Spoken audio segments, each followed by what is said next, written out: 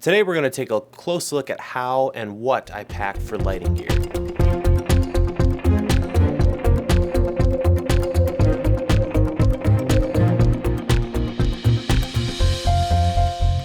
Hey guys, Caleb with DSLR Video Shooter here, and excited to show you what I pack when I go to shoot when it comes to lighting gear.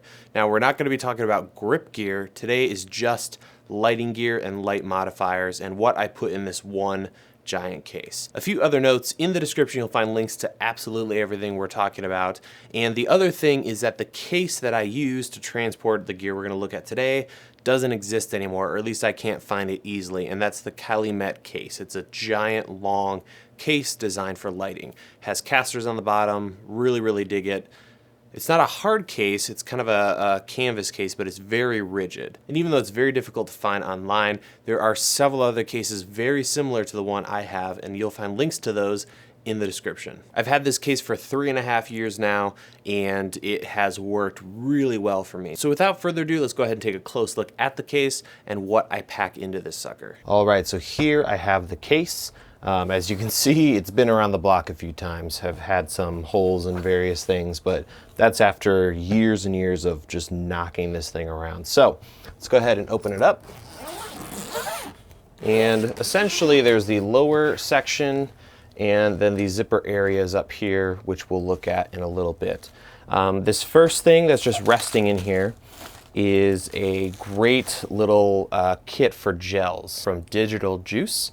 They sell a lot of decent gear, and it's essentially just a wrap that I can open up for you with a whole bunch of different gels. Pretty much all the CTO, CTBs you would need.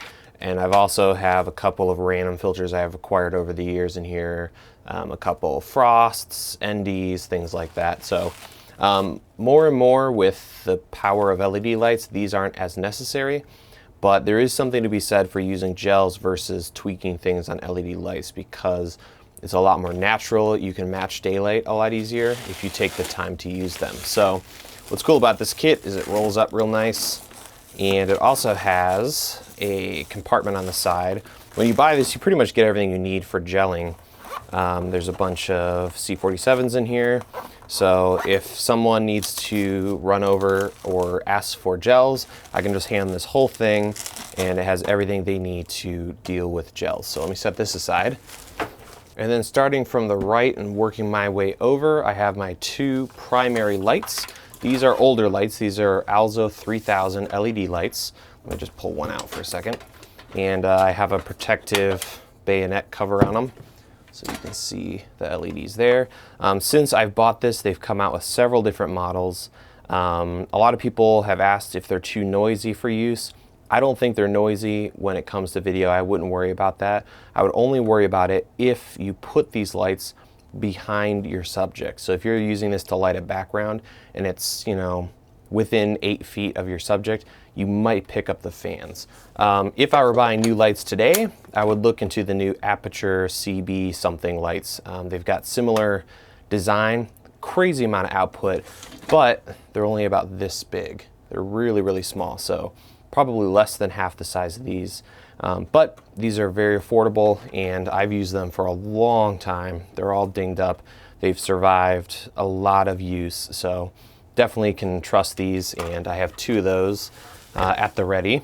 I'll often use both of them on a key, so I get double the output, or I'll use one and then the second one is a background, or if I need to, have a spot from pretty far away, I'll use that. To keep cables dealt with on these lights, one day I was on B&H and I had a gift card that someone gave me. It was like $10 or something, and I saw these Velcro cable straps from Pierstone. You could make these yourselves, but I found they really work well, and they're really long, they're double-sided, and then the kit also comes with little cable ties, so you can keep all this stuff nice and neat.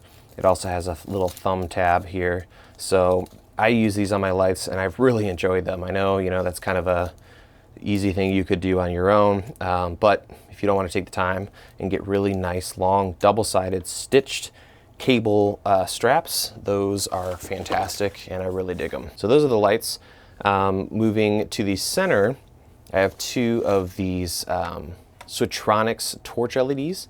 Again, if I were buying today, I would probably go with that new $200 awesome little light. I'll have a link in the description to some information on that.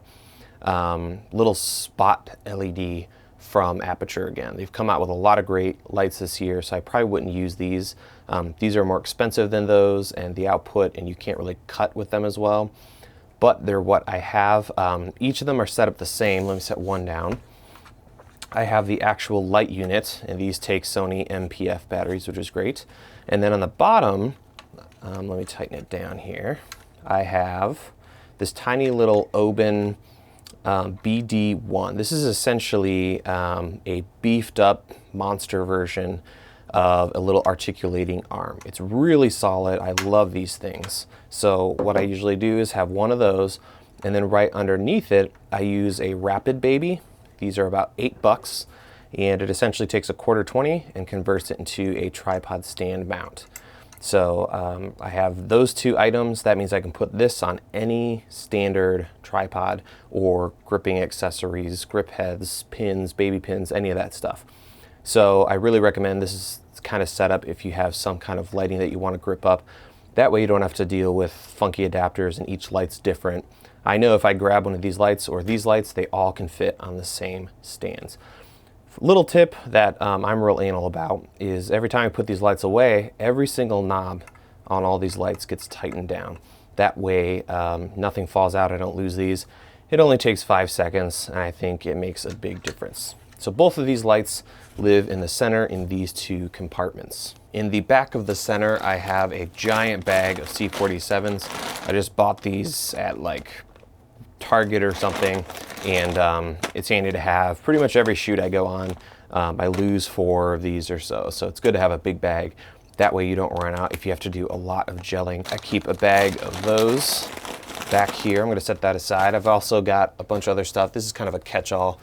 I have these little diffusers that I might as well throw away because I don't use, but they work with the 2 torch LED lights. And then I also keep a bunch of silk stuff. So if you ever buy a light and it comes with some kind of silk or any of these things, or if you go to Joann's Fabrics and pick stuff up, save all this stuff. So this one is from an old octagon light that I've talked about in the past, and I don't use those lights anymore, but I keep these silks because you never know when you're going to need more diffusion. So I have 2 of those.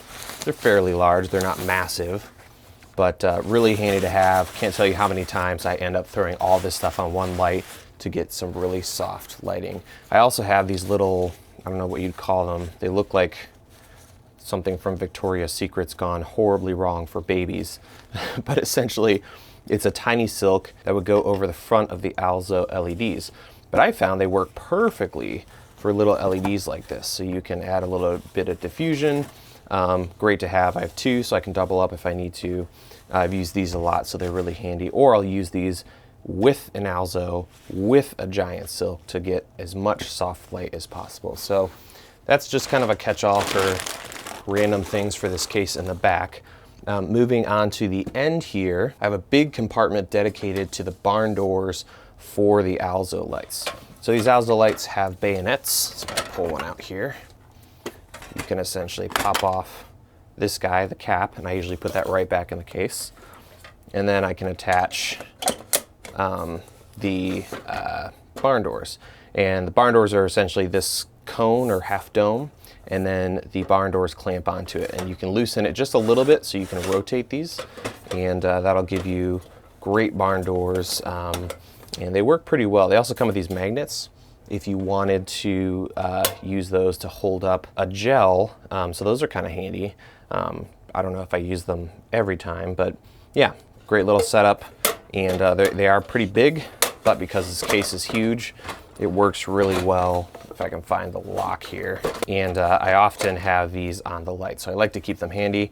Both of them fit perfectly in this back section here. And then I keep the lights, obviously, like we talked about, over here on the side. And then all the way at the end here, there's one little compartment here, and this is where I keep clamps, and I also keep my gaff tape. I need to put my gaff tape back on a rope, because that was really handy when I used to have that set up. So gaff tape and clamps often are used in conjunction. For clamps, I used to only use these 99-cent clamps. They're really strong. You can pick them up at Home Depot. I found that's the cheapest place to get these nice strong ones. But over time I started to really like these little clamps. So these are kind of medium-sized ones, and then I've got these little tiny ones. Both of these you can pick up on eBay, like packs of 20 of them for really, really cheap. So I'll have links to those. They're not as strong as the big guys, and the springs are kind of weak, but these are really great for stacking several gels together. They're much stronger than C47 wooden clamps, but you know, they're going to be great for all kinds of uses. Also, if I have a big, long, dangling cable somewhere, just grab a handful of these and clip those up somewhere. So really handy to have a bunch of clamps. Often when we get on set, when the main C-stand goes up, this gets looped on it, and you know, we have a central clamp location. Also, with these big clamps, most of these that you buy have these 1/4-20 holes drilled in them. If they don't, I recommend drilling them, because you can take bolts or random, you know, accessories that come with articulating monitor arms, and you can attach all kinds of stuff to these clamps. So you could clamp this to a door, run a monitor arm to a small bounce card or something like that. So these are nice. I usually have 2 clamps on here with various stuff attached, so I have that flexibility if I need it on set. Moving from the bottom up to the lid, there is a giant zipper with 2 dividers. This one's empty right now, but normally this is where I keep the Flexlite because it takes up 0 space. I'll just slide it right in there. On the other side, I keep my 5-burner reflector, and I keep this unzipped. This, I think, is a 43-inch 5-in-1, and it fits perfectly in this area and doesn't interfere with the outer zipper. So I just leave this unzipped. You could just zip half of it if you wanted to. So I'll pull this out, and I just keep the 5-in-1 reflector in the original case. And this, you know, it's really cheap. I think it's one of the best lighting modifiers to buy when you're getting started. There's really no excuse because of the cost. And you get 5 different ways to modify your light, whether that be the silk, using the black side as a negative fill, or just a flag, the white side, gold, silver. I would recommend, if you want to spend a little more or have a little more in your budget, to pick up the 50/50. So this one has a gold and a silver side. I can open it up here. But they make them that have a little bit of both, and they kind of have a zigzag pattern. So it's gold and silver on the same side instead of this, which is just gold or just silver. The problem with these is it's almost always, the gold is always too warm and the silver is always too cool. That 50/50 is just right, and pretty much anything you throw at it, the reflecting side will represent that same color. So take it outside, you get daylight. Take it inside, you get tungsten. So that's what I would go for, but this is super cheap. Most of the time I'm using the white, or I'm using the silk that's in the middle. So that just fits right up there. And that pretty much concludes the tour of my lighting bag. So there you go, that is how I pack my lighting gear. If you wanna see other packing videos and kind of bags I use and other gear that I use and how I pack it, check out the link at the bottom of the screen, or in the description you'll find other links, specifically how I pack audio gear and a few other things. So if you like this video, let me know, and maybe I'll do a few more, how I pack different categories of gear. And of course, definitely let me know how you pack your gear. If you have good recommendations for how to deal with lights, light equipment, grip, which I'm still working through right now. And that does it for this video. Please rate, subscribe, and comment. And as always, thank you for watching. I will see you guys in the next video.